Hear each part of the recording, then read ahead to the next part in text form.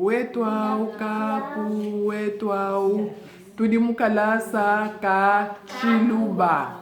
Tudi mukalasa ka chiluba. Tudi mukalasa ka kaku. Lelu tudi tubanga ni kubadika kumwato ni dikume. Tubanga hai.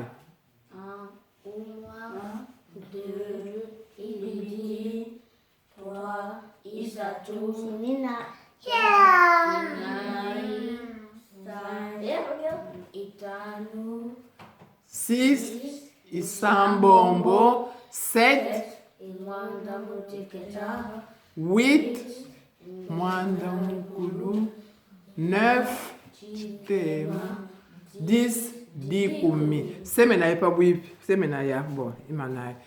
Mema ndimbanga kuno ambila pinen bonsu, mema kaya ndimbanga kubanga ni 1 umwa. Ale tubanga 1 umwa. 2, 3, 4, 5, 6, 7, 8, 9, chitema, 10, bikash.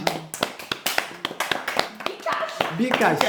Pinje ou applaudissez. Bikash. Bikash, ça veut dire applaudissez. Nanku, dimso kunu konka mena yenu. We wadina de bangani. Mema dina jani, kasha, Tuma, Victor, Emmanuel, Mwamba. Semena ipa bwipi. Et puis kala bigala pa bwipi nenkwe voilà. Semena ikuni kakes. Bon. Nanku semena kabiji nonkwe. Mukalasa kakako ça c'est bimpa mene binu dinwenzi. Nanku mpinjeu ndinu konka mena yenu. Wewa dina de bangani. Mema dina jani, Kasham, Gondang, Thomas, Victor, Emmanuel, Mwamba. Bikash. Bon. Kadi wewe. Wewe dina de bangani. Mema dina jani, Gasam, Sasha, Ibn Rashid. Bikash. Wewe dina de ba. Mema dina jani, Beko, Boyake, Bravo. Bikash. Bravo mani Bikash. Nanku lelu tudi tuimba kabidi musambu wa ntambo wa lumana midioko. Tubangai.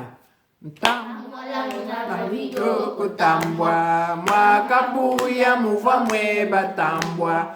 Muva mukiba midioko tambwa. Ni mitenga ya tubindi tambwa kwa taweba. Tambwa kwa taweba. Nasha mwana mamweba. Tambwa kwa taweba. Nasha mwana mamweba. Pwa pwa pwa. Pwa. Dia. Mwana kutuma. Mwana kudia. Mwana tishiku.